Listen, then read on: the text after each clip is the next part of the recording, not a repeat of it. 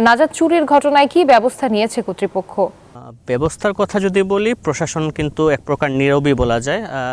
আমি যে জায়গাটা দাঁড়িয়ে আছি সেটি হচ্ছে সিলেটের রেলওয়ে, ভোলাগঞ্জ রেলওয়ে বাংকার যেটা বলা হয়। এটি কিন্তু ব্রিটিশ আমলের স্থাপনা, যেখান থেকে আসলে ব্রিটিশ আমলে এখান থেকে পাথর তোলা হতো। তারপর কিন্তু এখানে আনুষ্ঠানিকভাবে পাথর তোলা বন্ধ করা হয়। কিন্তু তারপর কিন্তু 5 আগস্টের পরে এই এলাকা থেকে কিন্তু এক প্রকার পাথর বালু লুটের স্বর্গরাজ্য হিসাবে পরিণত হয়েছে এই জায়গাটি। আমরা যেমনটি জানি, এই যে ভোলাগঞ্জ সাদা পাথর বা এই আশেপাশের এলাকাটাই মানুষের কাছে বেশ পরিচিত, যা সারা দেশে কিন্তু এই জায়গাটি পরিচিত।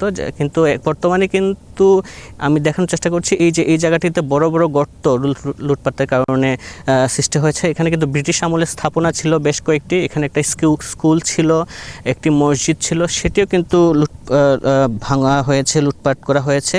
একই সাথে এই যে রেলওয়ের বাংকারটি আছে, সেই বাংকারটিও কিন্তু এক প্রকার প্রায় ধ্বংসস্তূপে পরিণত হয়েছে। আমরা যেমনটি জানি, এই অনেক সময় খবর এসেছে এই লুটপাটের সাথে কিন্তু বিএনপি বা অন্যান্য রাজনৈতিক দলের কিন্তু সম্পৃক্ততা বারবারই উঠে এসেছে। কিন্তু প্রশাসনের যে তৎপরতা সেটি কিন্তু এক প্রকার নীরবই বলা যেতে পারে। আমরা যেমনটি জেনেছি, গতকাল কিন্তু এর সাথে সম্পৃক্ততা থাকার কারণে কিন্তু বিএনপির এই কোম্পানিগঞ্জ উপজেলা বিএনপির যে সভাপতি, ওনাকে কিন্তু সাময়িকভাবে তার সদস্য পদ স্থগিত করা হয়েছে এবং তাকে আসলে দল থেকে বহিষ্কার করা হয়েছে, এমনটিও একটি আমরা খবর পেয়েছি। কিন্তু সব মিলিয়ে বলা যায় কিন্তু প্রশাসন একবারেই আসলে নীরব রয়েছে। একই সাথে শুধু এই জায়গাটি না, সিলেটের যে অন্যান্য পর্যটন স্পটগুলো আছে, জাফলং, বিছনাকান্দি সহ সেই স্পটগুলোতেও কিন্তু পাথর লুট হচ্ছে, বালু লুট হচ্ছে। কিন্তু প্রশাসন যেটি বলছে, এই জায়গাটি কিন্তু ইসিএভুক্ত এলাকা না হয় তারা কিন্তু তাদের যে মামলা বা যে তৎপরতা সেটি কিন্তু ঠিকমতো চালাতে পারছেন না।